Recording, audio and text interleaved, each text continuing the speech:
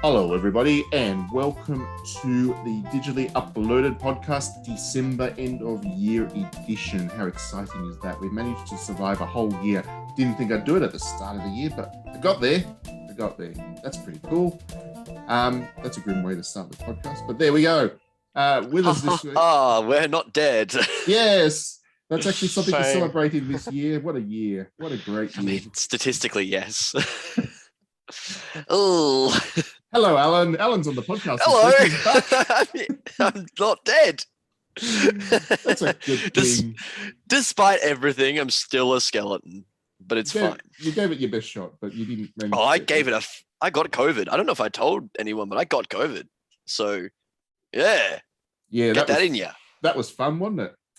Yeah, I was loving spending, 10 days at home while bored out of my mind and having a sniffle. But you were vaccinated though, so that was all right. Yeah, that's why it was so good. Yeah. Like, So this is gonna be get vaccinated, get a booster shot if you need it, because it helps if you have COVID. yeah, it's pretty amazing how you get vaccinated and you don't die. That's pretty good. It's almost like science works. But anyway, Yeah. I am alive and I'm excited and it's great. I've been playing a lot of things. I'm gonna chat shit. I'm Yeah, sorry. It's good that you're back. I'm happy Yeah, that it's you're here. It's about time. Yeah. And we also have Guess who's Trent, who's back always again. around. Trent, hello, Trent. What do you mean I'm always around? That You're always sounds around. We also have Trent, who's here too. He's always here. He never You're- leaves. He's Don't part of the go bloody away. furniture, mate. You're Mr. Reliable. That's why we like you. You're here. There's two things we can rely on, Trent. One, that you're here, and two, that you're going to talk about the snowball fighting Final Fantasy Tactics at some point. It's easier to rant with voice than it is to make written content these days. Yeah, nobody likes writing shit. That's terrible. All right. So, Honestly, words in this economy are a social construct designed to oppress the minorities of the world. yeah. What are you playing at the moment, Alan? What games? let's get on topic here. What games? It's been a while since I've been on the podcast, so I'm going to go through a few of the things that I've really enjoyed recently. First thing, better. I'm replaying Demon's Souls again, like the PS5 remake. Having a great time. Nice. Playing a mage character for the first time ever. It's utterly miserable for the first hour, but it's pretty fun. I've been playing Metroid Dread. I think that's one of the best games made this year. Really, really like Metroid Dread like a whole lot. I read your review, Matt, and I don't fully agree with it, but I respect where you're coming from. I think it's wonderful. Wow, that's actually the most pleasant comment I've got in that review. Yeah, Most- I read them. Most people do the I don't agree with your review, and then they kind of forget the I respect your right to say things. Yeah. That's the bit No, they forget. I didn't have the same issues that you did. I'm also a massive fucking dork. So Alan's I'm already the sort of person posted who all will those go through comments. every room individually and then be like, oh, where do I go? And I like that for some reason. I've also been playing a lot of Forza Horizon 5 because that game is just room. And I Good like a room? good room. You like a good It's a room? very good room. It's a good Yeah. room. And then I downloaded Battlefield 2042 No. for the 10-hour trial. No, I did. And naughty. no, it gets worse because I played 4 hours of it and was like, this is not fun. And then deleted it and then installed Battlefield 5 instead. So that tells you where I'm at with that game. Did you Hey, do a it's proper bad. gamer job and then ask for a refund? No, because it was the EA trial thing. So I didn't spend a dime on it, which I think is already too much to spend on it. Thank God 'cause for it trials. just does not work. It's bad. It's a bad video game. It's a bad shooter. It doesn't feel good. Nothing works properly. I have repeatable like bugs to the point where it's not good. It's real bad. And that's my hot take. Battlefield 2042, bad game. Has like the worst review rating on Steam of all time, apparently. So I'm really well, breaking new ground here. There's been a couple of those worst reviews of all time. I mean, eFootball had that earlier this year. It's been a great year for eFootball terrible is games. hilarious. eFootball is so good. I love the models so much. You know, the thing is, like putting it's like a aside the sleep graphics, paralysis demon. putting aside the graphics, and the graphics are not good. I actually like the eFootball gameplay. I've always preferred PES or whatever they called it, winning Yeah, 11 or whatever it Pro was. Evo, yeah. Pro Evo, sorry, winning 11 was a different game. Yeah, no, I've always enjoyed that series of football more than FIFA. So yeah, I actually quite like Yeah. the gameplays of I eFootball. think PES is like fine. It just looks just needs more terrible. budget. Yeah. Yeah. It Well, it's needs a not so budget much that budget. isn't a shoestring. It's more that everybody was working remotely this year, and that's really messed with a lot of game development. I know that from personal Yeah. experience. So yeah, it's been I- tough to produce them gamey things for people to Yeah, enjoy. I do also want to say that I did play the San Andreas remake on Xbox as well. And it is everything I wanted from the worst remake of all time. It's perfect. It's so good. I downloaded the trilogy on the Switch, and it's terrible. Oh, It's it's I'm so upset bad. they're gonna fix it. I got the No, I remake don't Yeah, want I them to know. fix it. I know. They should definitely not fix it ever because it's just beautifully bad as the way it is. It's just There are a few things that I can look at and just say, I'll just play the PS2 version. Like, it's a better idea in my brain to be like, I'm going to go buy a PS2 Slim and a copy of San Andreas and play that instead. Like, Fun that's... fact, the Xbox versions were the better ones. Yeah, but who owned an Xbox in 2003? I did. No, you didn't. Yeah, I did. No. Do I need to switch the video and get the giant Xbox off my cupboard for you and be like, here, this is an Xbox. Yeah, and then you'll get crushed into the floor by the weight of it. Yeah, it's like a cartoon. We're getting hit by an anvil or a fridge, but it's just an Xbox, and Bill Gates laughs at you. Trent, what have you been playing? What have I been playing? Well, I've been playing Forza Horizon, you know, because it's a good brum brum game. Everyone can agree with that. And I've been playing. What have I been playing? Animal Crossing, yes. The new expansion or the DLC or the thing? Yeah, both. Yeah. So Yeah. I've like been slowly building my island. I built the school, I built the cafe, I built the restaurant, I've built the hospital or what's the last one? There's a hospital and something else. Why do you need a hospital in? I don't even want to know. I don't want to know. So No, in because the Animal little Crossing island, has legitimately better healthcare than the US. no, And this it's a isn't even fucking on your remote island. This is someone else's island. This is like a resort getaway, and you build like areas where they can do stuff. The school is kind of useful because like Leaf visits the school and is like, I'm going to teach you about stuff, and then he teaches you, like goes through a tutorial on plants, and then you can use that information to do other stuff in the island DLC. So it's kind of cool that they're somewhat useful.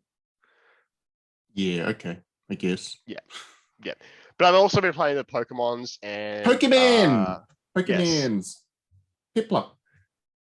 No, He do Turtwig. be penguining. Piplup be the best Pokemons. no, Turtwig. I got the Turtwig. The little Well, you played it turtle wrong. thing. I'm sorry. You played the game wrong. Start again, Trent. Start again. I'm Pick the already right up to the third Pokemon. gym. Start again. I'm telling you, Piplup. If you don't pick Piplup, you can't finish the game. It actually blocks you, stops you. See, I never played any of the like Platinum, Diamond, Pearl. No, this is whatever it Pearl. is. Yeah, Pearl and Yeah, I've Diamond. never played any of those games, so like, They're good. I'm glad people enjoy it. I'm waiting for Legends Arceus to disappoint me, but also it has feel and he round, and that it's enough for me. Yeah, this remake's been said that it's faithful to the originals, almost as a flaw in some ways, but also has some cool things. It's They're literally saying it's a 7.8 too much water. it's literally a one-for-one remake of the original DS game, which is pretty cool in a lot of ways. You can actually play them side by side, as I kind of did, and they're exactly the same game, which is just with a new visual thing on the Pearl and Diamond remakes, which is fine. I actually quite appreciated that. What I didn't like is the goddamn experience share being turned on, and you can't turn that thing off. So I I'm the complete opposite, where I'm just like, that's designed to make me not hate the video game, and I appreciate that. Yeah, well, you're one of those young kids, Alan, and you don't know what it's like to play real Pokemon. So I like the real Pokemon. I played Emerald and Leaf Green. Like, yeah, I did that. It sucked. Because you have to end up with like a little shit little bird boy, like with a fucking thing on his back, being like, oh, well, look at me, I'm going to be the idiot in the background who gets rewards. Look, this is a work-based system. Do you understand me? This is a society where we work for what we get, and nothing you can say will change that. Well, you're wrong. Wait. So going back, you've only played Leaf Green and Emerald. Yeah. None of the originals. No, because I was a 'Cause baby. He's a young. I was literally not born. Actually, that's a lie. I was born. Yeah. No. Couldn't read though. Matt, I'm old. I'm turning 30 in 2 weeks' time. Like, no. I'm not in the mood for Alan's crap. Turning 30 and thinks he's old. Yeah, true. Right. Midlife crisis, man. I bought a new car this year. I'm all for it. It's well, Grim, that you're saying that 30 is your midlife crisis. Like that's Yeah, all. that's really no. That's really bad. Wait till you get to getting close on the other end of 40, Trent. Then you'll feel things. All right. I've been playing Blood Rain. Matt, what are you playing? Blood Rain. Blood Rain, like the Blood original. Rain. The remix. There's a remake. Yeah, they released them on HD remasters, I guess. They released them on Switch, Blood Rain and Blood Rain 2. So that was my big reviews this week, I guess. I've been playing them. Is that the one that Uwe Boll made a fucking movie Yeah, for? he made a terrible movie of those. And that's the most 90s movie I've ever These seen in are- my life. these That are came like out the- in the mid 2000s. These are like the most B-grade trash games ever, and it's great. I love them. For It could what not they be are. more more just no concept, but reasonable actors than. Oh, like, the movie. Blood No, Rain. the movie. Was, It's the movie so was just bad. dismal on every level. But the games are fun. The games are fun in their B-grade trashiness. And It's just Devil May Cry, right? It's just sexy lady Devil May Cry, yeah. Yeah, it's kind of a. I mean, they take influences from a bunch of places. You get a bit of Tomb Raider in there, I guess, in the way that they're kind of presented. And I mean, even the first one, you get to kill lots of Nazis, which is always good. That's a lot of fun. I approve of that. Yeah, I approve of that. That's good energy. A vampire running around sucking on the Nazis' necks, killing them dudes. I'm really glad that you finished that sentence and didn't just end it as sucking. And the second one is it's got a little bit of inspiration from Prince of Persia in there, and this kind of platforming stuff, which doesn't work so well. But when you are going around killing the dudes, then it's pretty good. You would find them a little bit oversexed, Alan. they really dial that up. They go for the R18 rating even today, and that's definitely there. But yeah, it's kind of B-grade exploitation style horror, which is cool. It's definitely my kind of thing. So I have enjoyed my step into memory lane. What I'd love to see is if they made a Blood Rain 3, just how kind of what it would be in 2021 or 2022 or whenever they actually released a Blood Rain 3, just how far they could go with it. Because even the second one, which is 15, 16 years old now, they have like dismemberment, and she kills a dude and the body actually rips into 1,000 different pieces and the blood splatters everywhere. And I'm just thinking, like, if you imagine Mortal Kombat's like level violence with Dead or Alive's level sex, you throw them together into an action adventure game, and that would be what Blood Rain 3 would be. And I'll make my own video game with blackjack and hookers. It would be Dexter, but you actually commit the murders. Wow, that would be a really bad video game. It is just so extreme. I would love to see if they could somehow make a Blood Rain 3. Who knows? Maybe these This is a little bit there's a little bit of a tangent, but did you ever play Splatterhouse? I did. I liked Splatterhouse. Like the 3D version, though. Yeah. I enjoyed that. That was pretty cool. Yeah, because that sounds like what you're kind of after. Yeah, but with like more titty. Yeah, more titty. Got to have lots more titty. Yeah. Although that's the Matt I know and love. The thing about Splatterhouse, I mean, you couldn't do Splatterhouse today because wasn't one of the main collectibles like nude photos? Oh yeah. 100%. That was no. So that game screamed more 16-year-old who has never seen a titty in real life than any other video game that I've ever seen in my life. I just love that. Like the main collectible that you're going around trying to find is like bits of a nude photo of your character's girlfriend, and that was the thing. It's what was it, MA15 plus game in Australia? Yeah, as a 15-year-old, I'm gonna fucking do that. What the fuck do you mean? Of course I'm gonna fucking do that. What do you think this is? A modern version, they'd be NFTs. Don't start. We're going to music now. Non-NFT music. Is Miku an NFT technically? No, absolutely not. Never do that. How many rainforests do you kill to make Miku? None. It's all art, Alan.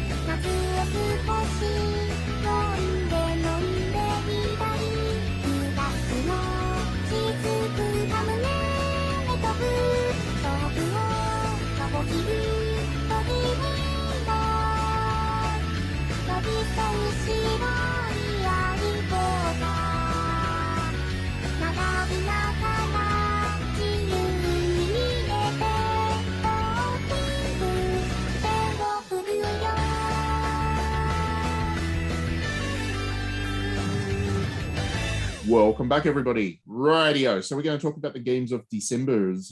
Obviously, December being December, there's not so much stuff coming out because all the big stuff's already been released. Christmas inventory's on the shelves, to use the business term for these things. And yeah, anybody releasing games at this point is pretty dumb. Not that's a good way of putting off everybody that made these games. But no, it's just the reality is they don't release so much in December. But we will run through what is there. So on PlayStation, let's start with PlayStation 5, shall we? Since that's the console that doesn't have any games anyway. What do we got? On December 3, there's a game called The Dungeon of Nahul Buick. I think I pronounced that correctly. Gesundheit? The Dungeon of Nahul Buick, the Amulet of Chaos. It is a tactical RPG. No, it's the Dungeon of Bjork from ABBA. Yeah, that'll work. The Dungeon of Bjork, the Amulet of Chaos. That is a tactical RPG chock full of charm, humor, and crazy characters. So we got one of those light-hearted RPG things there, peeps. I have zero trust for any game that says, "Oh, it's full of charm," because it immediately says to me it's an uwu game. It's an uwu game. Yes.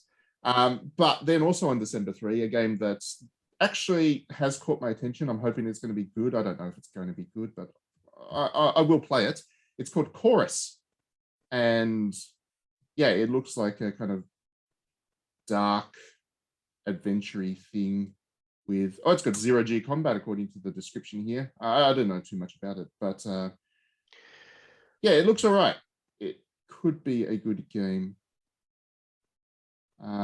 What else we got? On December 7, there's a game called Ever Forward, and for some reason I know that game exists. I don't know why, but yeah, the name rings a bell. I don't know.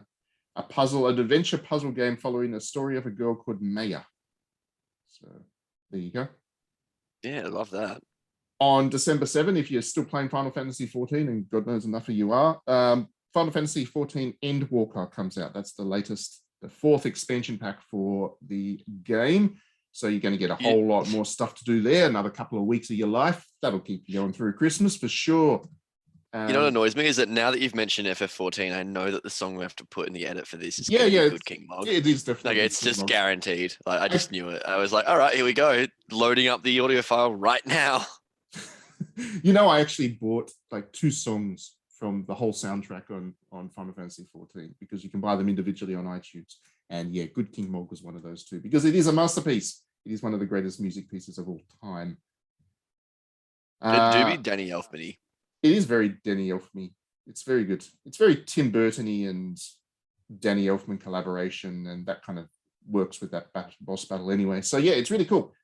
Heavenly Bodies comes out on December 7, and that's like a spacey thing where I think it's a puzzle game where you all play as characters in zero-G, and you've got to go through scientific research stations by using your left and right thumbsticks to control your arms. It's one of those physics-based puzzle games.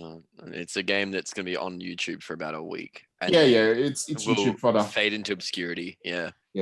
On December 9, if you're one of the 2 people in the world that still likes Monopoly, there's Monopoly Madness coming out. And Monopoly is a terrible board game, but there you go. I don't know. The video games are usually good. Who's developing it? I don't know. It'd be a new one. Wouldn't be Ubisoft now. I would never describe Monopoly as madness because I would much rather say it is just the most bland thing I've ever seen in my life. No one sits down and is like, "Oh, dude, I can't wait for the madness that is Monopoly." No one says that. Fuck you. Yes, the madness get a of better late-stage subtitle. capitalism. You know, Monopoly Wollongong got released a week ago. The physical Is it just board game. like buying ice and Coke? Dude, Wollongong's a He nice got it place. instead of a chance card. It's just a used heroin needle. But there's a Tamworth one which also got released as well in the past week, or is going to be released or something. All I know is it hasn't arrived yet, so I don't know where it is. I just don't know what you could possibly have as Mayfair and Park Lane in Tamworth, because those are meant to be like valuable places. Probably like the Golden roadkill Guitar on the is side one of a the road, I properties guess. somewhere. And we've got valuable places like Forest Hills is always full of yuppie sort of people these days. Like, we're getting up there. Okay, good to know, Trent. Good to know. Trent, I don't want to like burst your bubble, but I literally, before I met you, I didn't know Tamworth existed. In the nicest way possible, I didn't know that was a real place. It's the make-believe place which Trent lives. So Exactly. now that we've given our international audience a rundown of all the terrible places in Australia, moving on. Don't go to Adelaide either. It sucks. Yeah, Adelaide, absolutely terrible. Except for Glenelg. Glenelg was nice. Incorrect. No, it's nice. It's nice. You don't want to live. That's the most you can say about it, though. If you say something's is nice. Yeah, exactly. You go there once and you're like, yep, never going back again. Done. So moving back to the game releases, Among Us releases on PlayStation 5 on December 14th. So if Matt, are you a sussy barker? Yeah, I'm a sussy. Sussy barker. I've never actually played Among Us. Sussy barker. But I should. I feel so dirty saying that. Eterna Noctis releases on December 15. That's a Metroid style game. It has some really nice art in it. And if you don't have a Switch, therefore haven't played Metroid Dread, then this one might scratch that itch for you. Also on December 16, Moon releases. That being the absolute classic RPG that nobody has ever played, even after it released on Switch. Still nobody played it, but they keep releasing it on other things, and it is coming out on PlayStation 5 on December 16. It is actually an excellent game. It's a genuine masterpiece, and I know I throw that word around a bit, but this one is a genuine masterpiece. It's an absolutely brilliant game. That game also has some bad sequels too. It does? Yeah.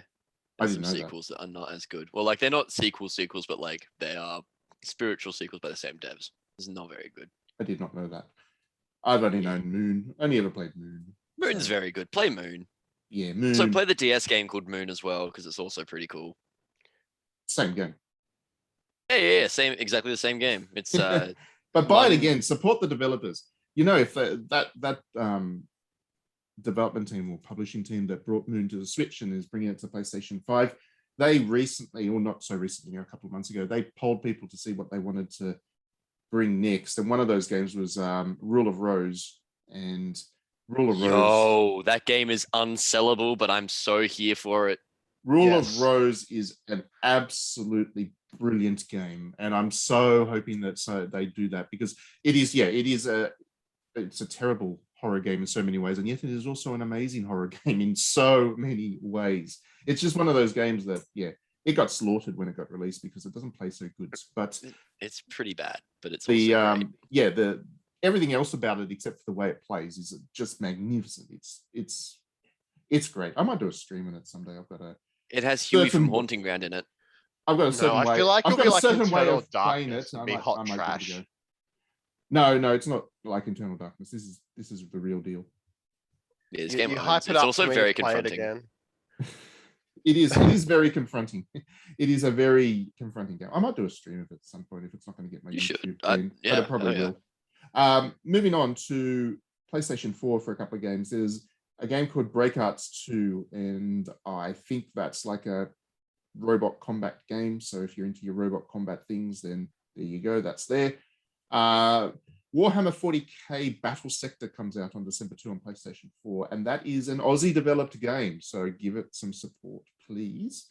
I was going to say, like, there seems to be a new 40k game every second week. Yeah, I know, they just throw the license around like crazy now, but this one is apparently quite a good one, and it is locally developed. It's by the same developer that made the Battlestar Galactica game, which is actually very good. They're based out in Perth, and they specialize in tactics, strategy game things, so... Do they have snowball fights? No, it doesn't have snowball fights. Maybe snowballs with nails driven through them. It's a very grim game, Warhammer 40k there, Trent. I don't know if you've played it or not. It's very grim. It's just a bunch of Nazis shooting aliens. Yeah, pretty much. But the aliens, but the aliens are also bad. Everyone's bad in 40k. Yeah, see, the aliens are also Nazis, so it's fine. Yeah, that's exactly it. Everyone is like trying to suck the dick of the Emperor, and then everyone's also a Nazi. It's good. And then you have little space goblin dudes who exist entirely on their own planet making tanks, and they're like, we're going to make tanks for you. And they scream at you and become machines. It's good. Yeah, it's all very it's all very over the top. It's not exactly the most subtle game. I love the part of the metaphor for lore. the geopolitical landscape. No, I love the lore thing behind the bolter, where it's literally just like a brick that they fire out of like a cannon that's the size of their fist. It's just really good. It's so powerful. It's like, 40k sucks, but it's so good. On December 7, Rune Factory 4 comes out on PlayStations, which is an excellent game. An excellent game indeed. Running through, not too much else coming out. Running through. That's basically it for PlayStation 4. That isn't also coming on PlayStation 5. Like there's Among Us and stuff as well, which is fine. And Moon comes out on PlayStation 4 as well. And that's it for December for PlayStation. So moving on to Switch very quickly to run through what might be on there. On December 2, we have a game called The Kids We Were Complete Edition. I've actually already reviewed this on digitallydownloaded.net. I love this game. It is very wholesome, but it's going to make you cry. It's very smart and it's all very emotional. It's a really nice little game. It was originally an Android thing and got remade or done up for the Switch and PC, and it's very read my review and that'll explain it in more detail. It's excellent. Let's be real here. If you're listening to this podcast, you've read the review. Probably. Like statistically. Probably. You've read the review. Yeah, probably. I would hope so. I would hope everybody reads digitallydownloaded.net.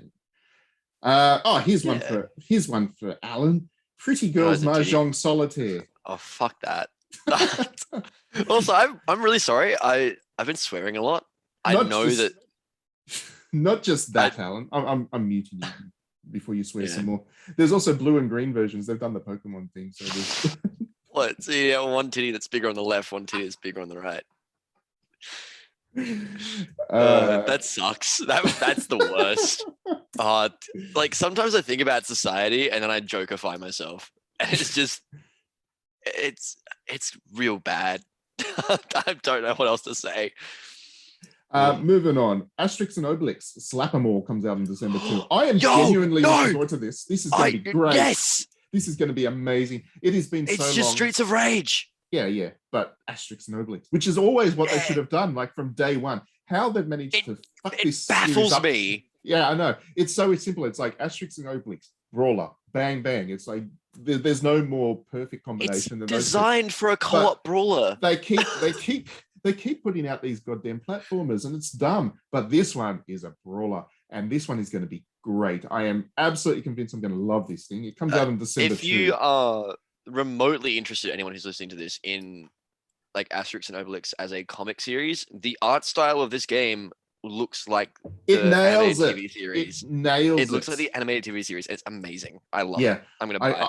Yeah, we're going to co-op it, Alan. I'm pretty sure you can play online. Let's do it. Don't get me too excited. Moving on. It's going to be great though. Disney Magical World 2 Enhanced Edition, or Enchanted Edition, excuse me, comes out on December 3. I'm genuinely looking forward to this because you can hang out with Donald Duck, and Donald Duck's like my hero in life. So there we go. He do be quacking. He do. He did go quackers that one time though. I do love how Donald, like every episode of the cartoon ever, I love the old Donald Duck cartoons. I have them all on DVD and I watch them regularly.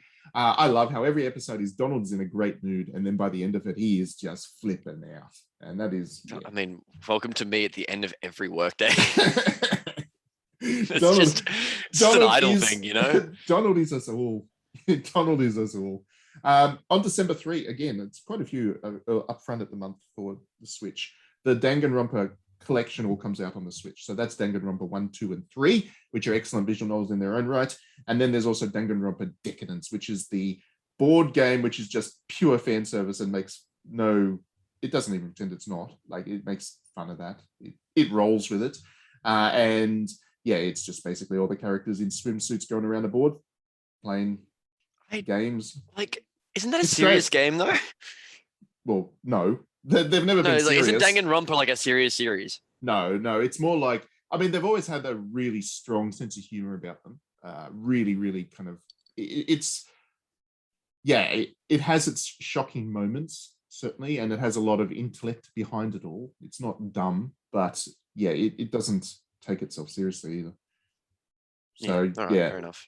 Yeah, Ultimate Summer Camp is the board game by itself, because they're all released individually. Decadence is like the collection of the 4 games, and then you can buy them individually if you want. Moving forwards, there's a Yu-Gi-Oh game coming out on December 7 for the Switch. Yippee yay yay! If you like your card games, there you go. Yeah. Oh, Yeah. Demon Game Extra comes out on December 9. That is a dungeon crawler, which is very good. Demon Game Extra. Demon We couldn't find a name for our Gaze. I thought it was called Demon Gaze. Game Extra. No, Demon Gaze Extra. These are actually very good dungeon crawlers, this series, and they've put it on Switch because not many people play the original, which is fine. They were great on the Vita. So this is the Vita one that's been done up for the Switch. It'll be great. It's actually, I think I gave it 4.5 on the Vita on DDNet when I reviewed it. So yeah, it is one of the better dungeon crawlers of recent years. Monster Rancher and Monster Rancher 2 come out on December 9. I'm looking forward to that. Well, I'm looking forward to that. I'm playing it already. I've got my review code here sitting on there. Can't say the police are going to come steal you. Koei will forgive me because they use my quotes in every one of their damn promotional videos anyway. So yeah, Monster Rancher 1 and 2. Looking forward to that. Never actually played them before, so there we go. That's Koei Tecmo's Pokemon thing. Yeah. Weirdly only on Switch and PC, so you won't be able to play it on the other consoles. On December 15, there is The Letter, a horror visual novel. Oh God, I'm looking forward to it. That's not what I'm thinking of. I'm sorry. No. This one I'm looking forward to, for real reasons, not just because it's got boobies. It should be good. Keep moving on. Keep moving on. We don't need to talk about it anymore. Keep going. Yeah. Okay. Fine. Whatever. Don't let me talk about the things I'm passionate about, Alan. I won't. We've got 3 minutes left. I think that's pretty much it. Yeah, that's pretty much it. So we all have exactly 30 seconds to talk about which of those games of December we're most interested in playing. So we'll start with you, Trey. Asterix. Okay, we'll start with you, Alan. Alan, go ahead. Asterix. Yeah. Yeah. Trent. Finally, our childhood has finally been realized. Yeah, literally. All right. Well, I'm not going to play anything because I've only got the retail version of Grand Theft Auto for the Switch coming. So I'm just going to play old games which I purchased during Black Friday, like Kenya and Deathloop. So I'm set. Ooh, nice. That'll keep you going. And for me, it'll also be Asterix. Quickly, there was an Asterix book that I loved as a kid. It was one of those kind of choose your own adventure things, but it had a dice and you actually had to fight combat and stuff. Oh, it's actually amazing. I had a great time with that. I played that over and over and over and over again until I lost my dice and cried a bit. So I have a long history with Asterix. I've been waiting for an Asterix game to do Asterix justice, and it just hasn't. They haven't done it. They've just kept with these goddamn platformers, and they've always upset me. But this one is going to be good. I have high hopes for it. And if it is not good, then I'm going to give it 1 star on digitallydownloaded.net, and people are going to be very upset with me, but I'm still going to do it unless it is the best thing ever. That is my, I'm putting my foot down on this. This game's got to be good, otherwise I'm going to hit it hard. Anyway, King Mog. Good King Mog.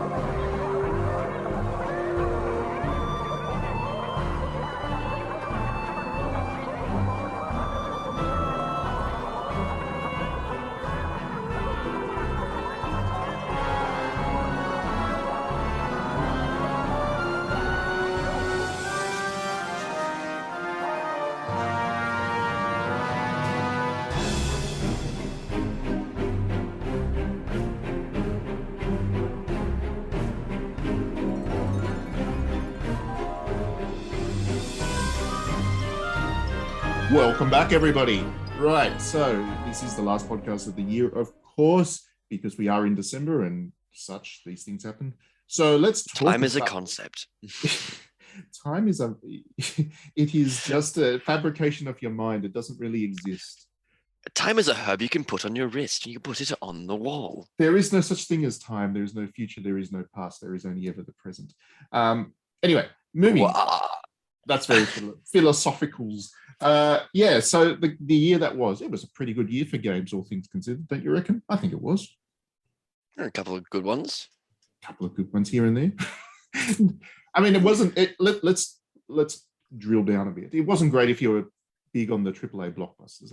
Let's be honest. There weren't that many of those. I disagree. That got released. There weren't that many of those that were released. I mean, there The was ones that were pretty good. There was Deathloop, and it was great. There was Forza, and it was good. There was Age of Resi Empires. 8. Everyone's seeming to forget Resi 8 being a fantastic. Resi 8 was alright. It was a bit of Resi good. 8's like one of the best games of all time. I'll It was fight a, everyone. it was a bit of good. I liked it. You know, we didn't. You just like the long girl. the long girl. The long girl? What are you Oh, the vampire lady. No, her part of the game is the worst part of the game. I like Demon Doll from Yeah, Hell. Demon Doll was great. I love that section. That's my favorite bit of horror. The in- classic I like only know the demon memes. fetus. Yeah, it was Resident Evil at its absolute best. I reckon it even. Oh, it's so good. It replaced Resident Evil 0 as my favorite Resident Evil moment. The train scene of Resident Evil 0. You know how Resident Evil 0. And then the had that- rest of the game, which we don't talk about because it has the train scene, which is amazing, and then the rest of it is not very good at all. Well, Resident Evil 8 is good overall, but that house with the doll and stuff, that was Oh, it's just so good. it That is game just, owns. I'm it going to is play that just- again. it is very good indeed. But yeah, I mean, Battlefield wasn't great this year. Nobody played the Activision games because Activision got a Ooh. boycotting problem. Activision has an Activision problem, in all honesty. Yeah. It wasn't a great year for the AAA blockbuster. Rockstar didn't even have any news, I don't think, this year. They teased the Red Dead Redemption 2, and that was about it. And the one thing they did release was the GTA collection, which was fun. I like that they Um, used an AI upscaler and just ruined the jokes. So Uh, like it wasn't Guitar Wank, it was Guitar Hank. I think Guitar Hank is really good. A lot of other things didn't do so well this year, like the sporting game properties, because they're on an annual basis, and COVID was messing with game development significantly. I don't think any sporting games really stood out this year. I guess FIFA was all right this year, wasn't it? It was all right. I haven't played it. I assume it's probably fine. But the other ones were not good. Like the Madden was not great. eFootball was like the worst rated game of all time. At one point. eFootball is eFootball. We don't need to talk about eFootball. Yeah, the basketball one wasn't great. I don't think it just wasn't a great. The basketball one is a gambling machine at this point. It's a joke. Yeah, 2K12, Actually, no, 2K21 is bad. I will say the F1 game this year was quite good. Yeah, but that's It because was it's quite good. Codemasters. And a lot of people were concerned about that because it is now EA. Codemasters is now owned by EA. That's one of their many acquisitions, and people were worried. What does that mean for F1? But they've done a good job with it. It is a good racing game this year.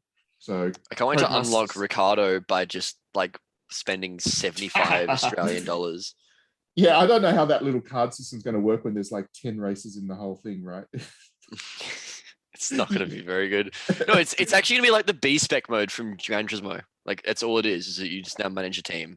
It's going to be like absolute sweaty like nerd mode, and it's going to be awesome. I'm going to probably like fall into it because I'm absolutely the target for that. You know what? Yeah. I'm morbidly interested in checking out this NASCAR game that got released. It's a NASCAR game. Yeah, it just got released. Why at is that least on- fun to people? It's on just s- driving in a circle.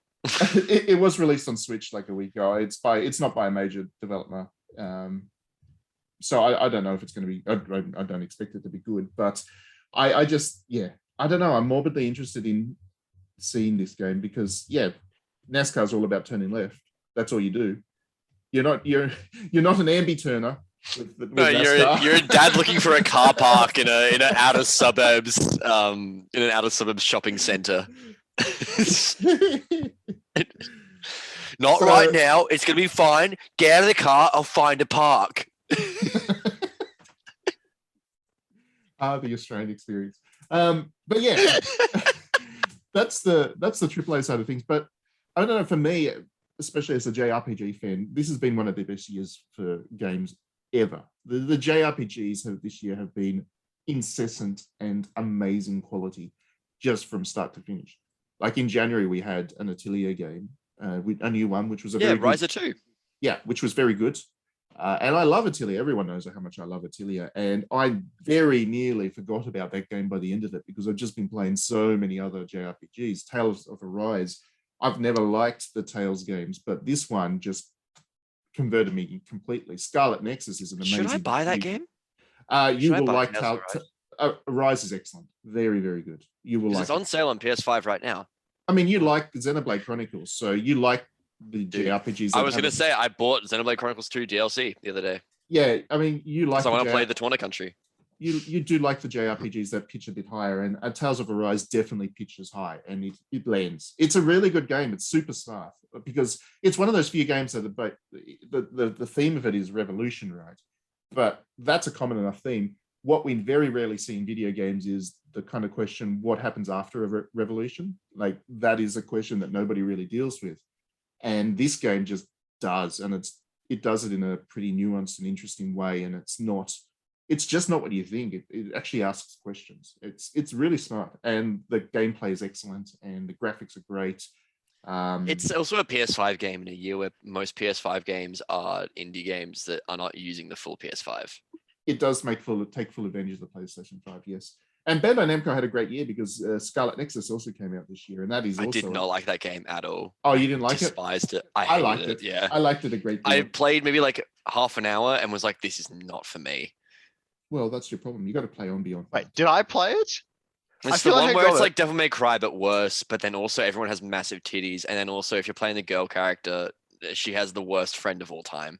Is this the one where you go to like it's like really like decapitated kind of thing, and you go to like a building and it's like a giant car park area, and then you go exploring this like ruin-esque. You could be describing Nier right now, or you could be describing Scarlet Nexus, and I'd be like, yeah. Describing Nier. I mean, Nier got a re-release this year as well, and that's. Oh, it did, and that was good. It was real good. I still argue it's the best game of all time. For me, it is the greatest game, and to have that get re-released this year was just excellent. What else? It's a good remake as well. They fixed the things that were not good. We got Blue Reflection 2. I never thought we'd get a sequel to Blue Reflection, and that is a rogue choice. Like, it's the strangest option for like a sequel. Yeah, I didn't think it would, but it did, and it's excellent. It's amazing. It's so gay. And I mean that in a nice way. In the best kind of like way, alongside, before this podcast started, I referenced the fact that I bought JoJo's Part 5 on the hardcover manga edition, and I described it as the gayest thing of all time in the best way possible. Yeah. JoJo's really funny about it. This game is just really sweet and wholesome. It's everybody looks at Blue Reflection and they see screenshots and whatever, and they assume fan service and all that stuff. And I'm sure you would if you saw that, Alan, too. But I've seen enough of it, and I was like, you know what, not for me. Underneath that, it's just the sweetest, most wholesome thing. It's just I only read Playboy for the articles. No, it's just about girls that love each other, and it's great. They hold hands, they go on little dates together. It's sweet. It's wholesome. It's great. I was really happy to see that. I did not expect we'd get that. We got Shin Megami Tensei 5, which... That came out. I forgot about that. That came out. It came out like a week ago. It's amazing you forgot about it already. No, but Matt, question. Is it Persona without the persona? Don't you start, Alan. I was watching like reviews of that and just thinking, oh, Matt's gonna be pissed at this. I was fuming with so many of these reviews. It's like, Shin Megami Tensei is a spin-off of Persona, and then I threw my computer through a window. And then you threw yourself out the window as well, like yeah, I I don't want to live anymore. No, it's excellent. You won't like it, Alan, because there's a lot of tits in it. No, but see, there's it has a lot of penis chariot really... monster. It has Mara, and I like Mara. It has really Mara's great. It has really sexy demon ladies in it. Yeah, that's fine. Does it like? I'm surprised. I'm surprised it didn't get R18 rated, because Like when you run into mermaid character, which is one of the first demons that you run into. You did not stop talking about mermaid character on I Twitter. love It mermaid was character. like for She's about my a week and a favorite. half, it was just pure mermaid, and it was very funny. She's my favorite because she's not wearing anything. I wonder at all. why. I like anyone who's She- listening to this who doesn't know what she looks like, please look it up and then understand why I'm so just like, yeah, that's She a Matt literally, character. she literally has like one scale over the nipples, and that's it. Like one fish scale over each of her nipples, and that's her entire costuming. It's I'm gonna be very esoteric for a moment, and I don't know if you know this, but the Paul Jennings story where a dude goes to an island and starts growing like scales and shit all over his body, and he's like, "What is this?" And it's like, it's that I can't think of mermaids. I can't see the mermaid character from Shin Megami Tensei without having like flashbacks to childhood nightmares of this Paul Jennings round the twist story. It's not okay. It's so Australian. It's so specifically Australian that no one else is gonna understand. But hell yeah, dude. But yeah, I mean, I do think a few people got into Shin Megami Tensei finally, thanks to 5, which is great. Well, Which Free is Nocturne came out this year as well. well, I was just about to say that you can, once you've finished with Shin Megami Tensei 5, if you're new to the series, you can then go and check out Nocturne, which got a HD remaster this year, and it's excellent as well. Once you run into Skeleton Matador and get slaughtered by him a few times over, you'll realize just how beautifully brutal that game is. But yeah, Skeleton Matador is my favorite. What about some easy games, Matt? These games sound hard. Easy games? Well, Just what play do we got? Metroid Dread. Metroid Dread's easy. That game's pretty chill. No. Metroid Dread is the opposite of easy. What's the opposite? Hard. That's the word very I was looking for. I was like, oh, I was going to make a joke. Can we about actually it. talk about Dread in like a reasonable way? Because like I think that game is awesome, and I really enjoyed it. I think it's the first 2D game in a long ass time that I've actually been wanting to play again immediately after on the hard mode. Well, it's not really an RPG, but sure, let's segue to Metroid Dread. It's yeah, it is a very good game. I agree. That game is You're very, role very playing, Matt. You're role playing as Samus. people think I hated Metroid Dread because I had fun. I had You a liked low. it. You gave it like a 7.5, I didn't you? know. I gave it. I gave it 7 out of 10, 3.5 out of 5 stars, and for some reason I must. That hate means it that you because like of it. I think that's a very fair review. I think it is a 7.5 game. I had one disagree, slight but- criticism about the game, which is I believe it's a fair criticism of the game. But other than that, it's great. It's I you know what I really loved? I love the stalker section more than anything else. I just love how you get to like the glowy door. That means that there's a stalker behind there, and you're like, well, shit, here we go. I'm going to have to press every button a million times over and contort my hands into the most uncomfortable positions to get through this, and that's okay. I really like that, how quickly you had to think on your feet as you were being chased around these places, a lot of which you hadn't explored at the time. That was the other thing I loved about it, that there were times where It you've been was very chased by these. natural. Yeah, there were times that you've been chased by these things, these robot monsters, and you were also at the same time exploring because you were in a new area. So you had to think on your feet super quickly. Otherwise, those things would get you. And yeah, it was hard. It was very difficult, but I love that. I'm a big fan of stalker horror, and I think Metroid Dread did a great job of turning that into like these action sequences within the game. So yeah, it was great. I just had one See, more I love the criticism idea about it, of so them. they yelled at me. But people Yeah, always I yell love at the me. idea of it, but I just don't like feel like the execution is there. Like I find a lot of the level design in those sections is very tight at times or easy to be in a loop, and then you just get like die if you go down the wrong path, or like yes, the idea is if you're going really quickly and it's fun in that aspect, but if you're just trying to get into a casual mode, you just want to play Metroid, it's like it just That's gets never been how too. Metroid's been though. That's the thing. Is that Metroid has never been casual or chill, and I kind of like it because it's the only Nintendo series that is not casual and chill. Yeah, I it mean, is Metroid definitely- Prime has. There's nothing. Metroid Prime was not chill. There's nothing chill about Metroid Prime, dude. You maybe just Dude, found Metroid Prime 2 gave me anxiety as a child. you may be more Going in the dark comfortable world with, and like just shaking violently. you might have been more comfortable with it because it was 3D or whatever. But yeah, Metroid has never been chill. It's always been Nintendo's kind of hardcore sci-fi, hard horror kind of experience. So I've will always say- hated Metroidvanias as a genre. I've never really found one which I like Hollow Knight and all that sort of stuff. Like I kickstarted them. I thought, oh, that looks so pretty. It looks so cool. It's just gonna be the game. I'm gonna like enjoy it. And I've never enjoyed any Metroidvania. Yeah, I'm not a huge fan of the series the kind of the genre as a whole, but this one, Dread, had enough to distract me from its Metroidvania elements that I was able to enjoy those bits, I guess. And Dread is like as close as you can get to the fusion concept in a modern setting without like losing the charm of it, I guess. You know what I mean? yeah, I think it was good. Speaking of Yeah. Metroidvanias, there No, was but you gave it a 7, Matt. You hate it. speaking of Metroidvanias, there was the Castlevania Advanced Collection that was released this year as well, and that is Yeah. amazing. Sorry or Sorrow and Dawn of Sorrow. It's And amazing that Konami had a legitimate, one of the best things of the year thing. Yeah. They did. They did. Of all companies, Konami actually did a thing. Yeah, it was a good thing too. Playing those three games through again has been a joy, because I personally think that those three are my favorite Castlevania experiences, even more than Symphony of the Night, which is, I guess, a bit controversial. But I think Symphony is better than the first one and the second one. I think Aria is on the same like level. Right. Yeah, because the first one's a bit too like they still didn't really figure out why Symphony worked so well, and it's the thing too like stiff and weird. The thing I've liked about replaying the first on the Switch is you can actually see it, which is nice.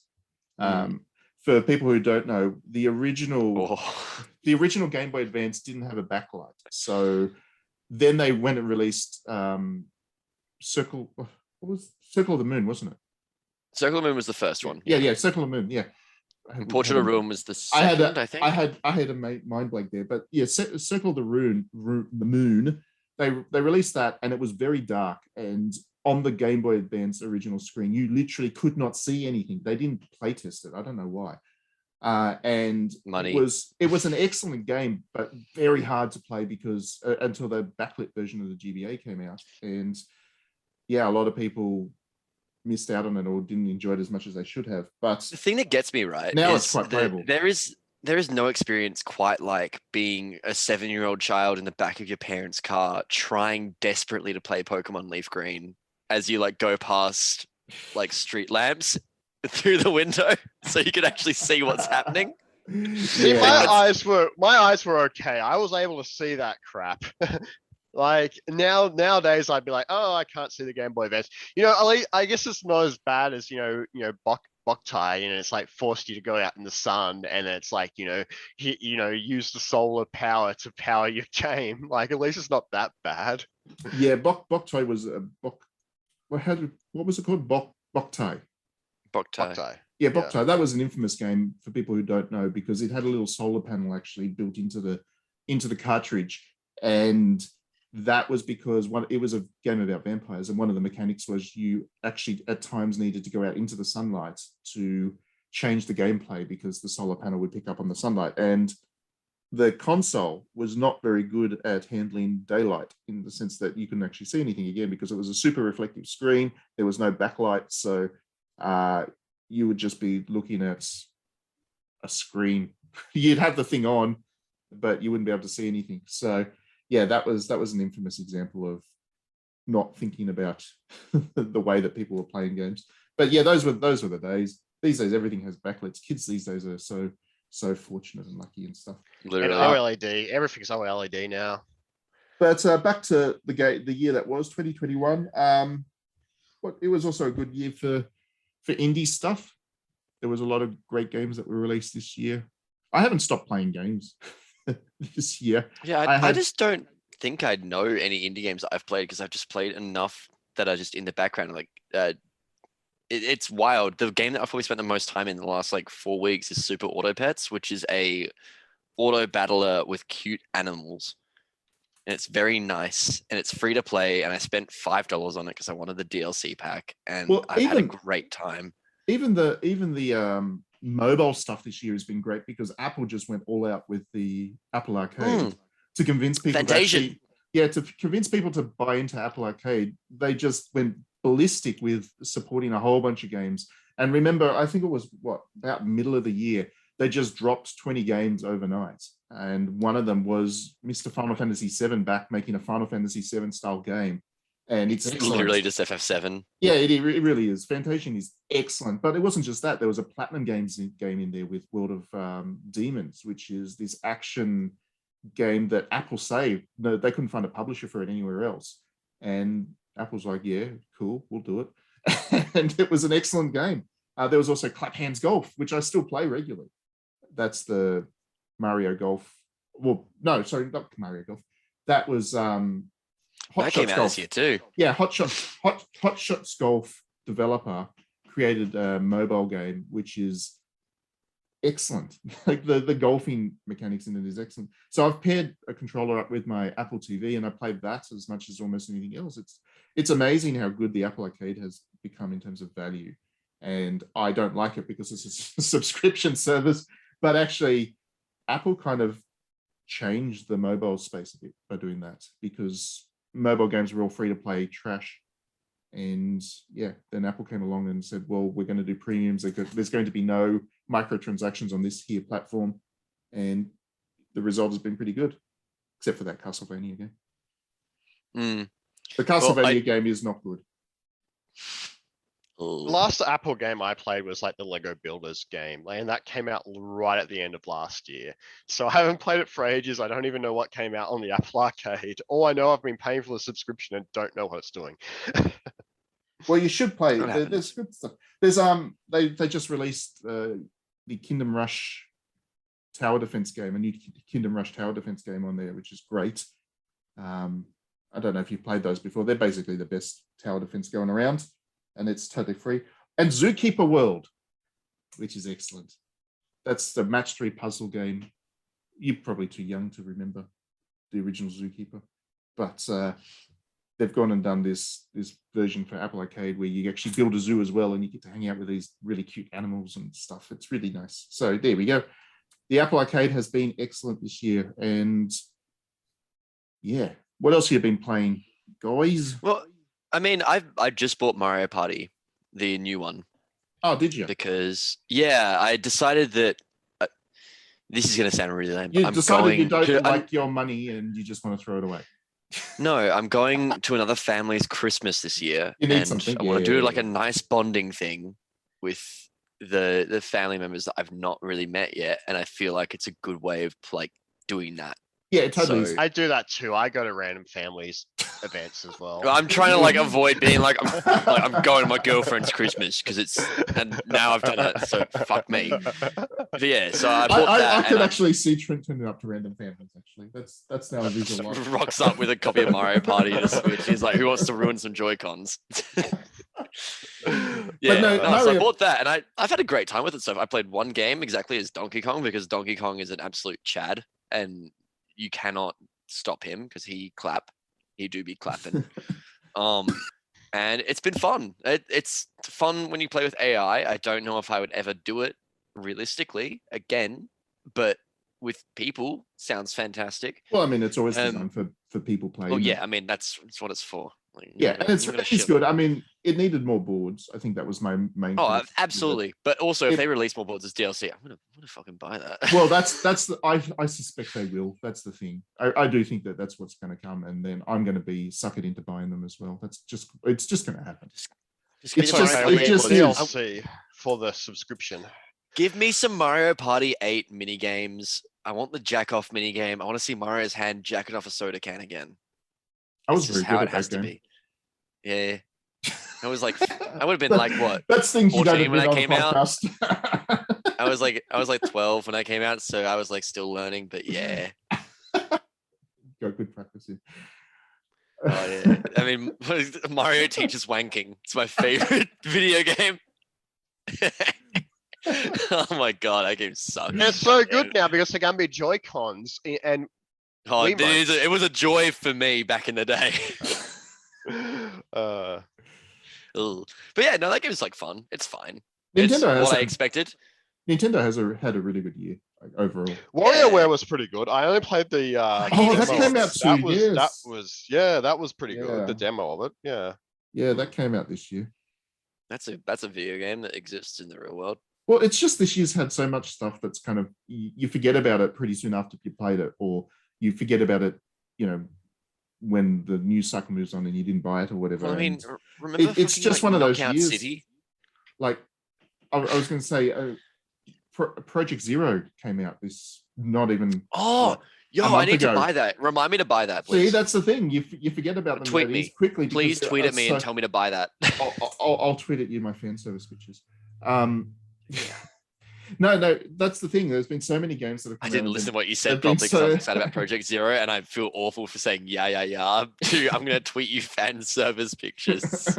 Yeah, that's You what's happening. dingus. But yeah, that's the thing. There's been so many games that have been released and they've been so good, but there's been so much that has come out immediately afterwards that it's been quite easy to forget about them. But Project Zero, Made in a Blackwater, is an amazing game, and it was out not How even a much month is it ago. going for, by the way? What I don't price know, is that game? Probably full price.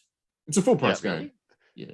It's not Alright. going to be a Black Friday sale. That's too obscene. No, too obscure for a No, Black it's Friday just sale. it's just too new. It won't be on sale just yet. Oh yeah, because But- it came out what, like 2 months ago. I mean, it is a full horror game. Like it's 12 to 13 hours long to play through. The real Um, fear is that it costs full price. but it's worth it. It is definitely worth it, and you should support it. That way, we get another one, maybe down the track. Maybe. Oh no, we're Maybe never not. getting another. We're The never real getting another, horror is like how Project many Zero in meals the you're not UK. going to eat. Yeah, We're we're never probably getting not. that. We're probably not going to get another one. It's too sexy. Too sexy. Remember that Well- time that like Nintendo made that game and then they put in Samus and it was just very odd. The Samus costumes, yeah, I know. Yeah. Well, no, it's weird. The funny thing was, like, this game was always designed to be sexy. That's not even my analysis. That's actually said. Like, they actually went out of their way to sexy it up. Like, there are comments on record. There are comments on record from the development team that was their plan with the game. It is meant to be a sexy game. And in Japan, with the release of the Wii U version, it had swimsuit DLC. Oh my God, it's $60. And it was people liked it, for that. That was the point. That was what it was meant to be. And then they released it in the West, and Nintendo's like, nah, can't have the sexy costumes. And it was like, Wait, $60 like Australian or $60 Yeah, 60 Australian. UK fake money? Nah, $60 Australian. Australia, I couldn't say that more Australian-y. it's fine. Yeah, It is- get that in, yeah. Yeah, It's- bloody $60. it's Didn't fine. Mass Effect come out this year as well, by the way? Yes, Mass Effect did come out this year. Oh, that exists. Also, Returnal, or was that a launch title? No, that came out this year. Oh God, I feel old. I mean, most people would have bought a PS5 this year anyway. They didn't get one at launch, so it might as well be a this year title if it wasn't. all right. yeah, Well, yeah, that's the game that exists. I'm probably gonna buy Tales of Arise because Matt's convinced me. I You was like that looking one? through. Yeah, I probably will like it. I don't know. It seems like my kind of thing in that it's weeby and kind of weird looking, but I'm here for it. Yeah, I love it. and it's not too fan servicey for you. Feel like the last Tales game I was genuinely interested in getting was one of the ones on the GameCubes, but I never got it. Well, no, What Tales was of the the Rise. one? Tales of the Rise is the one to get into because it converted me, and if it converted me, then it will convert anybody. Seriously, it's Yeah. it is definitely a step in the right direction for Tales, as far as I'm concerned. I mean, it has that combat system which I've never really got along with. So It's like if an you- action RPG. yeah, if you like your fighting game style mechanics in a RPG, then you get Ooh, that. baby. But at the same time, there are ways around that if you're not into it, like I'm not into it. And you can play as the spellcaster, for example, and she's got a different set of moves which are not quite so fighting game style in structure. So there are different ways to play it, which is good. And the narrative and the structure of the game is just incredible. So even if you're not that into the combat side of things, you can still enjoy what the game offers. And it looks absolutely gorgeous. It's also, it is a really beautiful game.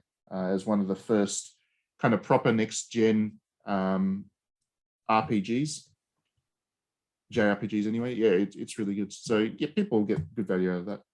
But Yeah, well, Does it I just play bought it. like Nino You bought Kuni? it? If There it you plays go. like Nino Yeah, I Kuni, literally just bought it just then. nice. So there you go. There's about Yeah. 60 hours for you sorted, Alan. Hell yeah. Cool. It's a pretty lengthy game. And no, it's nothing like Nino Kuni. Nothing whatsoever. It doesn't have like horrific war crimes in the very beginning. Oh, Nino Kuni 2. That was pretty cool. Yeah, just like a new. Yeah, yeah, I dude. started with the second game. I was a late bloomer to the series, and then I played. The Then I first played. game starts with your mum dying, and the second game starts with a nuke. Yeah, And it's I played the great. first game. I'm like, oh yeah, the plot's a bit like completely different and like different tone. Yeah, no, they're totally Yeah, different. They're completely different games. I don't even know why they're called the same thing, other than perhaps they thought that they Nino have the Kuni same 2 world. would sell extra stuff. The games are completely independent of one another, so you can play those either way. That came out on Same world. Switch this year, didn't it? Nino It Kuni did, 2. yeah. The Neo Kuni 2 King Edition, whatever the hell it's called. Yeah, I've got that sitting there. I just haven't played it. Again, I played the original on the That game is so- good, but is held back by the fact that it has the worst mechanic of all time with the town building stuff. Oh no! I was about to say it had the best mechanic of all time, where you build your No, town. I love games where you no, have it's like a crappy miserable. little settlement, and then you just escalate it and start building things. It's like why that My Life as King Final Fantasy games were so good, because you just build the little town and you start making it bigger and better, and then you send all your Final Fantasy people out to like explore and come back with like more stuff so you can build your town better. No, it's a good mechanic. No, it's the worst thing of all time. It takes too long. It's so frustrating. It's all in real time, and you have to just sit there and be like, well, gonna leave my PS4 That's why you on play the game in and the wait for the meantime. game. You No, go but go to your all village the and end game items are like 7 hours to make, and I'm not gonna spend 7 hours making a piece of silk in a video game that does not exist in the real world. God damn. I'm not that dependent on making like the remaining stuff. Like I just got to the end, I finished the game, I was happy. I didn't need any of the resources. No, but see, I'm a hardcore gamer and I hate myself. And No. I chose the big, hard Nerd Lord difficulty and then instantly turned it off as soon as I got to the final boss fight because it was complete shit. So, That's kind of on you there, isn't it, Alan? You oh, played it 100%. wrong. I ruined that game for myself, but also, like, at the same time, goddamn, don't give me that choice because I'll do it again. I will go through Xenoblade Chronicles 2 with the express intent of getting the titty bunny lady, and that's my only goal. Like, the rest of it doesn't matter. Yeah. Moving on. What? Yeah. We're going to go to some music, I think. Yeah, let's do some music, shall we? Yeah. Let's do music. Did we already do Good King Mog? We already did. Yeah. We could do some, like, Xenoblade Chronicles 2. This is good Well, music in there. No, let's do Good King Mog again. No. In I'm gonna reverse. fight you. Play it in reverse. No, I know. Let's do music from Nino Kuni 2 since we finished the little segment here talking about that. Let's do that. It has nice music. Alright. You can find something, Alan, I'm sure. Something pleasant. Oh, it's got happy. It's got great song. Maybe It the does- town music. Oh, the cat town. The cat town has great music. No, I'm not going to play Ding Dong Dell. I refuse. Yes. Play it. No, I will not play it.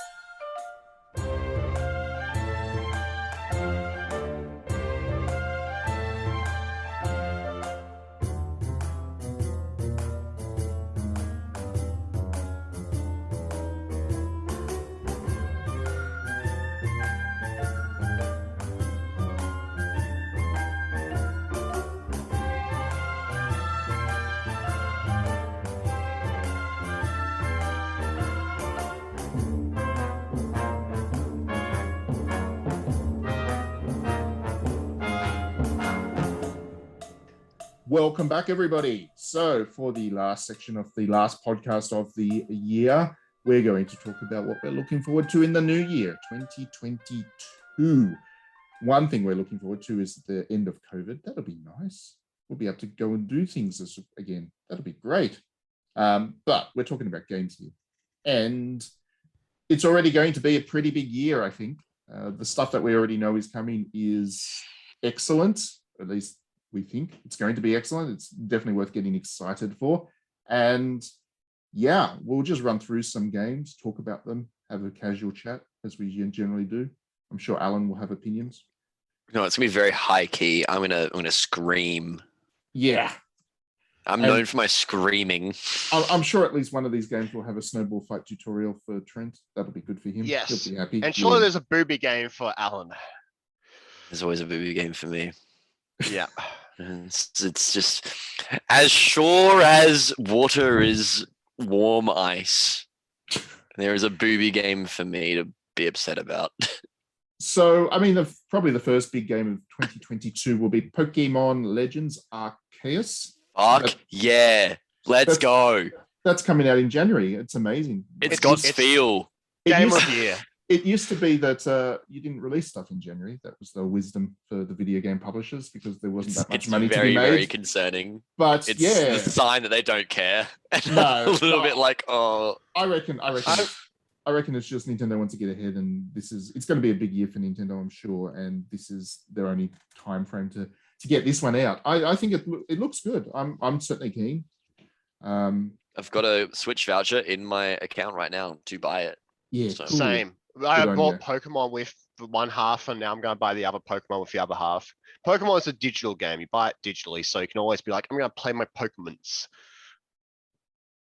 Yeah, I respect that. it's going to be good. I really think it's going to be good. It has feel, Matt. He round. He rolls. Old timey Pokemon looks great. I just And you hope got there's- old timey there Pokemon. better be a Farfetch'd. If there's no Farfetch'd, I write. Yeah, because he's not gonna have a leak. He's gonna have a melon or something instead. Well, He's that'd gonna be be called just far hutched, and it's gonna be him living in a hutch. that's going to be just as disappointing. I mean, I really like what they did with Farfetch'd in Pokemon Sword and Shield because his evolved form is like a knight with a. He became a Tory. He's a knight with a big lit sword, and he whops you, and it's pretty. No, he's out here being like, "Oh, hello, governor. Oh, he was my lake." That's it perfectly. Very good voice there, Alan. Excellent voice. Yeah, Farfetch'd I've lived in this is country for 2 perfect. years. I'm allowed to be slightly offensive. And by slightly, I mean genuinely. Wait, do we know what Farfetch is going to be in it? Is it the newer Farfetch or the old style Farfetched? We don't know yet. We've We not don't seen know. a Farfetch'd in We general. haven't seen one yet. That's why I'm saying if there's not one, I'm going to riot. There's got to be one. If there isn't, Regardless, it'll be perfect. The Nintendo ducks are is going to perfect. get They a- taste great. Nintendo is going to get a letter. Nintendo's going to get like, no, And they're it's gonna be not. full of like weird, like obscure booby pics from other games.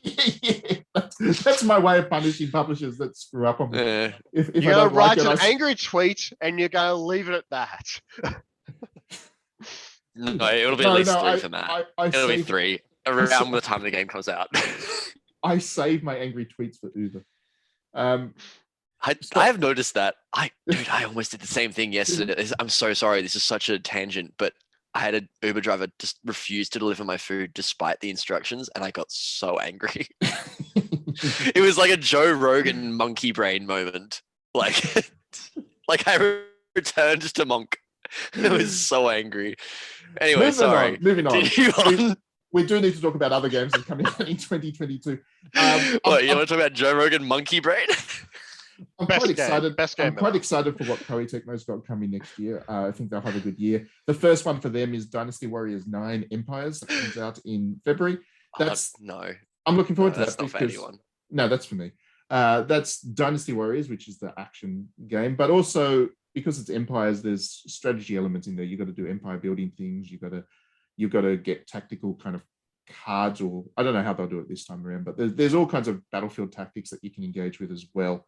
And yeah, I'm definitely looking forward to that. It is going to be very different to Dynasty Warriors 9 because that game did not go down well with the fan base. So they knew that they had to kind of reassess how they're going to do it for Empires. And I reckon they'll do a good job.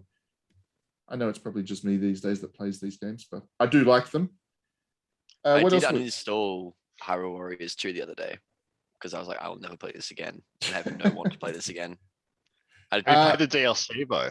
No, I'll not play the DLC because I want to not throw up when I play a video game. Also I in can't deal February with the next frame year, rate.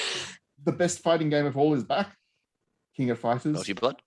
Oh, King of Fighters. I King forgot of about that. Fighters. There's a new King of Fighters game coming in February next year. Yeah. And I'm very much looking forward to that. It's been quite a while since the last King of Fighters. And yeah, Well, that means KOF 14 was in 2015, right? yeah. So that Yeah. means Athena's back. I love Athena. Yeah, I wonder why. You know Twin Athena. Tails? Wait, no. I know Athena. Yes, Athena's cool, but also she got big old melons. She's a Is she a Twin Tails? That's no, what you no. need. She's a pop idol though. So she wears cute little dresses and things. And yeah, Yeah, but she's great. she's got large melons though. I'm She gonna does. keep saying melons because I think it's very funny. I think it's Water balloons. very funny to call We it call- melons. We call this the mature cast because we're all very mature. No, because I've sworn a lot on this podcast. I can't keep saying rude words. I'm gonna say Alan one. just has too much anger pent up. I'm a primary school teacher. What do you expect from me? Moving on. Also in February, So this grim. it's going to be such a big year because also in February next year, Total War Warhammer 3 comes out. I'm looking forward to that very big. That time. game is gonna be good. Yeah, it's going to be excellent. Creative Assembly is always reliable. The Yeah. last two Total War Warhammer games have been exactly what you want for Warhammer, the original, the actual Warhammer, not 40k, the fantasy Warhammer. And yeah, I'm expecting big things for this one as well. So that's a good thing. Also in February, this one's probably more for me than either of you two, but there's a game called Monarch coming out, and that is a RPG with a very dark edge to it. It looks like it's going to be quite the interesting game. I think you check out the art on it and you'll see it's definitely different. It's not like any RPG I think that will come out that year anyway. What else we got coming out? There's an Atelier coming out in February. So like I said, Koei Tecmo's going to have a big year. Atelier Sophie 2, so it's sequel to the first Atelier Sophie, which is one of the more popular Ateliers. Also in February, there's a small game coming out that a company called From Software has developed. And I think it's going to turn some heads, perhaps. It's called Elden Ring. You may have heard of it. I do not talk about it. Do not say anything that you know about it. I will fight you if you spoil anything about I'm a game. spoiling it. There's a horsey. There's a horsey, I'm Alan. gonna kill you. I'm gonna kill you. There's a I'm gonna kill horsey. you. No, It's but like great. legitimately though, like I don't want to hear anything about it. I'm gonna ask you to like skip past it because like hell yeah, Elden Ring. But also don't say anything, All please. right. I will not say anything about the game, but I will say that I did get onto the early, well, what they call it, network test. I got onto the network test. I have played the bit of the game that was in that network test, and you should look forward to it, Alan. You're going to enjoy that. Yeah, that's what I've heard, and that's why I don't want to know anything about it. Because the best part of a Souls game is going completely blind and just like hating yourself for the first 7 hours. Yeah, no, like, I love that. It's good. It's good. It wasn't ruined by George R.R. Martin's involvement. I was very worried about that, but it hasn't been. So that's cool. It's blessed.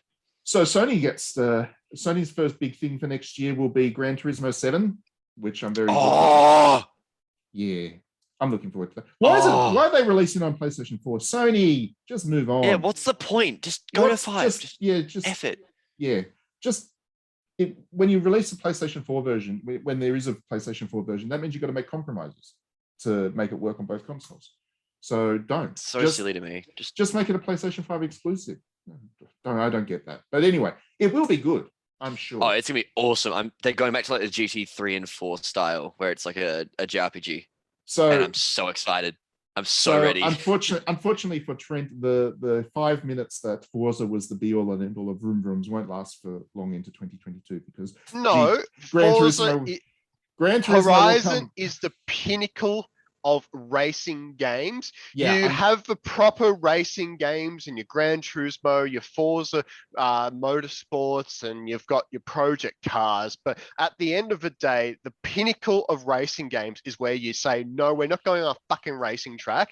It's when you actually play a game and you're just in the open world, you're just driving around and you're like, you know what? I'm going to race someone. I'm going to do this. I'm going to, have a cool festival. The energy and the vibrance is there. Whereas, in the actual racing games, it's very serious and sterile and, it's all about pretty graphics and but see, the thing is I despise everything about the tone of Forza. I think it is abysmal. And it's also Dupro, where Gran Turismo is elegant, having been an English like an English person who is allowed to live here without being thrown into the channel. I hear oh yeah, bruv, we're gonna go down to the racetrack and we're gonna really do a big race, man. Oh, are you ready, bruv? I hear that and I want to die. Yeah, it's so annoying that they kept the same character from the UK game and put it into the Mexico one. And it makes no sense at all. The best part about it, right, is when they're like, they say like Spanish words, like within the Mexican dialect, but then they repeat it in English. So it's like, not gonna lie, NGL. Like it's repeating themselves again and again and again, but like in a different language. It's so frustrating. It drives me crazy. It's like hello, fellow kids, but it drives me crazy. I just like when I race the cars and that's nice and I get a good driving line and it makes me go speedy and I go vroom. Give me the vroom. I want vroom. Yeah, but GT7 is going to be better. It just is. It will be better because it's gonna have elevator jazz. I'm here for elevator jazz. I want elevator elegant, jazz in my racing games. It is how I like my racing games. It's classy. So there we go. GT7 is going to be good. It had Pink Martini in the soundtrack in GT Sport, and it was great. The good news is, Trent, you don't have to play GT7 because Triangle Strategy comes out on the same damn day, and that's going to be excellent. Even though it has a terrible name, but it's going to be excellent. The worst game of all time. I mean, I was going to say that wasn't going to play GT anyway because it's obviously a Forza Motorsport year, so there's going to be probably Motorsport later in the year anyway, so I'll be set. But yeah, I'm all for Triangle Strategy. Yeah, that's going to be good. It's finally bringing Final Fantasy Tactics back in some way, by Square Enix no less, because they just gave up on the tactical RPG for a long time, but they're back. Maybe there's going to be a good, wholesome snowball scene. The demo was really good too. I was definitely sold on it after I played that. I love the art style, of course, but yeah, you always wonder how it's going to play, and I do like the way that they've done it. So I'm definitely keen on that. I will give it a good damn go. I hope it goes as hard politically as FF Tactics. I hope it's actually just aggressively anti-monarchy. Yeah, it's got to have some kind of point to it, and Please don't just be like, oh, it's the demons from Demon Zone. Oh, they're bad. I How hope dare it's you not say that. this when the Queen is going through a new phase, Alan? You should know She's this going as through a new phase. someone in the UK. The Queen is going through a new phase. We can't have anti-monarchy games. I think that I think it will. I mean, there's no reason to think that they won't put some kind of point behind it because they have done that with everything else they've done. I mean, the game comes from the same people that did Octopath Traveler, and that game said enough. So yeah, I'm Yeah, sure but it'll be fun. Octopath also annoyed me a lot, and I stopped playing it like pretty quickly, which is what I'm worried about with Triangle Strategy. Well, we'll have to wait and see, I guess. But it's See, I definitely, didn't like the it's definitely on demo my radar. because it seemed Yeah. like a type. The demo was really heavily invested. Like I got started playing the demo. I'm like, why am I playing this? I feel like I'm middle of the game. Well, you And were. I feel like there's you know what I mean? Like there's too much information which I suddenly had to learn and all this stuff. I'm like, I'm just going to wait till the game to be actually out and then I'll play the game and get invested into it. Like I just feel lost and not really vibing in the game because of where I was dumped. I mean, that demo was clearly there just so they could gather information on how people were playing it and use it as a development thing. So that's why they did that demo so early on. It was to actually give the team information that they needed to refine the game. So I'm sure that once you get into the full thing, you'll get across. It'll be what it's right. about. Yeah, I'm Yeah. pretty confident it's going to be one of the highlights of the year. Speaking of highlights of the year, not even a month after Elden Ring, which was pretty stupid timing for the release, but Square Enix and Team Ninja are releasing a Souls-like take on Final Fantasy. Stranger of Paradise, Final Fantasy Origin. I am so looking forward to I'm this gonna game. kill Chaos though. I am so looking forward to this. This game is clearly taking the piss out of everything, and I love that. I love that people took that last demo We've so seen seriously. that clip. How cool was it that so many people took that demo like so seriously? It's like, oh, how stupid is this? He's playing rock music from his iPod as he walks. No, that owns. The reason that owns is not the reason that you think it owns. The reason it owns is because there are people out there who were once 12 or 13 and thought that would have been the coolest shit in the world. That's the point. As a Final Fantasy insert character. Like they go up and they high five Sephiroth and then play Black Parade, like Welcome to the Black Parade. And they fucking jack off with each other. Like that's the goal. That is right? what I love about this. What I love about It's this so thing good. It is taking the piss out of how self-serious Final Fantasy is, and I love that because you just know people are going to take it seriously, and it's making fun of them. It's making fun of like the hardcore, the most hardcore of hardcore fans of the series, and I love that. I love when they're going to take those kinds of risks. So I'm very much looking forward to this. I think the game plays nicely too, but it's more just that it's just such an obvious piss take, and it's great. It's about time awesome. we had a comedy Souls, and we've got one coming. It's great. We have a man who seems like he's never like had sex before, but says that he has a lot as the main character, and it's really good. It's really, really good. And Jack Garland. I mean, if you're gonna give Garland the it's first name, the Jack. best. Oh God, Jack I love Garland. Jack Garland. Oh God, it's like there are times when I worry for the future of Square Enix, and then I think For a minute, I'm like, they... when you were saying that guy never had sex or something, I'm like, what if like the Dark Souls game, instead of shooting monsters and all this shit, it's like the true difficulty is scoring with a woman or something. I don't know. That's literally called Super Seducer. That was a real game that came out, and it was grim. It was real dire. Moving on. Yeah. Rune Factory 5 comes out next year. I'm looking forward to that. That's a real game. Yeah, that'll be good. It's been a long time since we've had a new Rune Factory, since the developer of that series died.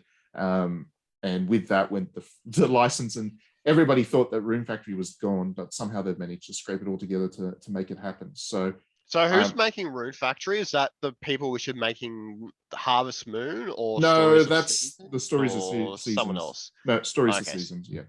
It's not definitely not a Chemco game, which is good. Looking through what else is coming out.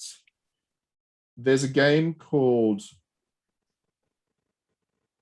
Yes, I am looking forward to this a great deal. Sorry, I had to check it because the game's only got the Japanese name at the moment, so I don't know if it's going to get a Western release or not. But it's called Shinigami Shibito Magaya. And again, Alan, before you laugh at the name, that's the Japanese name. It might get a different name for the Western release if it happens. But that is what does it translate into? That is the third of the horror series that Experience Inc. has created, which was Deathmark and Spirit Hunter. And those are excellent horror-themed visual novels, like really, really good horror. I have no problem with a name that's in a different language. My problem is the name that's like Devil Type Summoner XD 74. I thought Birth of Darkness. If that's the Western, if they leave that name for the Western release, then that'll raise some. Bro, that's like setting out to die. Legitimately, like that exactly. that is a suicidal thing. Yeah, that's exactly it. So I imagine it will get a translation. I'm pretty sure it will get a release because Axis will pick it up, and the last two have been reasonably successful for Axis. So I would expect that will get a release, and I'm looking forward to that. That'll be a good visual novel with a very they have a really great aesthetic because Experience Inc. has the best artists out there in the world, and the horror is always quite good, quite on the on point. So moving on, Alan's favorite game of the year is going to come out in April next year. It was just announced actually last week. So yeah, it's a Hyperdimension Neptunia, Sisters versus Sisters. No, we're moving on. Bye. Yeah. Let's talk about the game of the year for next year. The game of the year next year is going to be Stray, and it's going to be great. No, it's going to be Hyperdimension Neptunia, Sisters versus Sisters. Stray. We're talking about this. We're talking about this game because it's the Hyperdimension game, but it's the Sisters now. So yeah. Alan's I could not give less of a shit. I can't actually see him on this. I just don't care. I can't see him as he's doing it, but I can see he's fuming anyway. I can see the fumes coming out from England. That's how much he's fuming. No, that's the global warming you're thinking. Oh, you love it, Alan. How's it global warming? How am I going to get you into Hyperdimension Neptunia, Alan? I'm going to get you to play one of them at some stage. There is literally no way in hell. You're going to at some stage, yeah. I'm not going to play those games. I have zero interest. I would sooner just like RPG. No, I just go and play something else that isn't just aggressively titty based and weird. It's not aggressively titty based. It's a JRPG. Nah, it's very titty based. It's art, Alan. Yeah, so's porn. I don't want to play games of porn. Like a lollipop chainsaw, finky art. That's not aggressively porn though. I mean, it could be. Yeah, but everything's porn when you think about it. I'm pretty sure there's Rule 34 out there for a lollipop chainsaw. Yeah, there's Rule 34 of everything because people are fucking horny and I fucking hate it. I'm done with society. I'm gonna jokeify myself. Goodbye. Let's do it. Rule 34. No, Matt. Oh God, why is this in the podcast?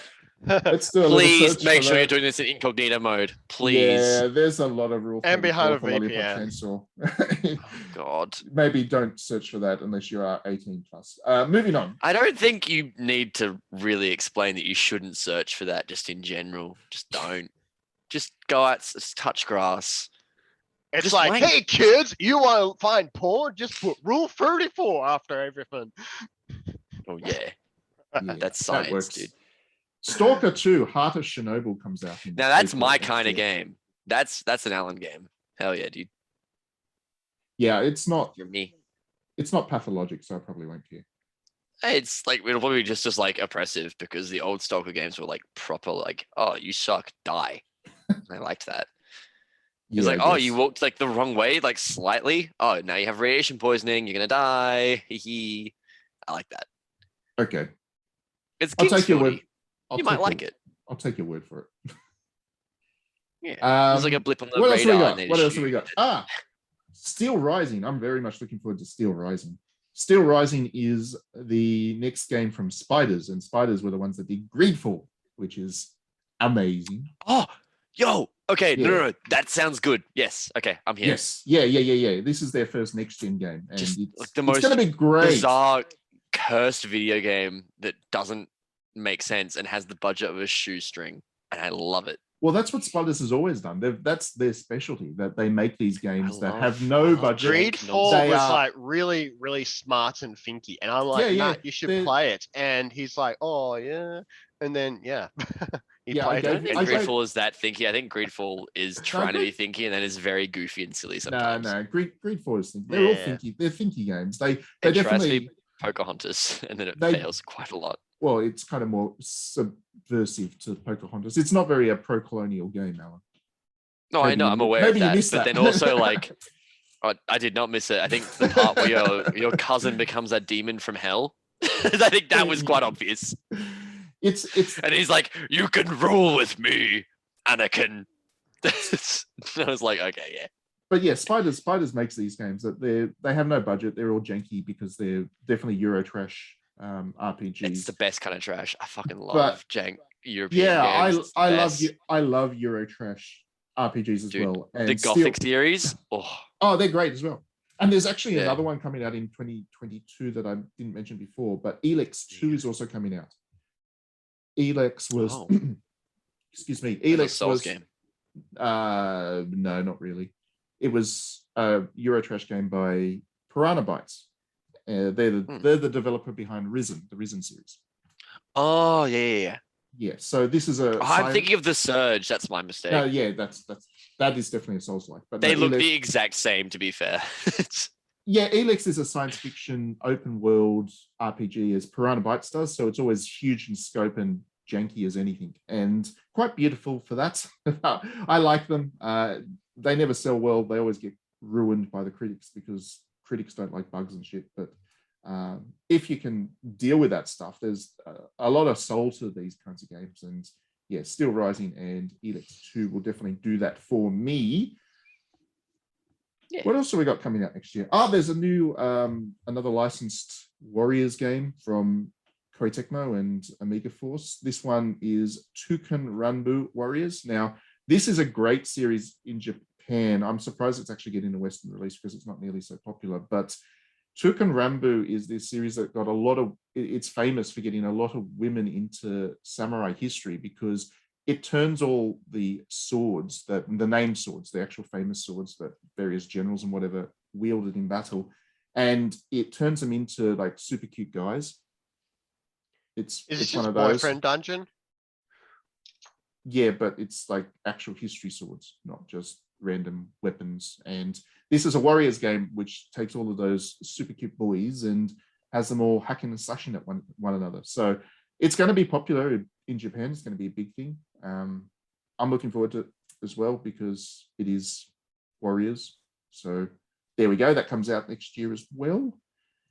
Another Alan game, I guess. There's a Saints Row coming.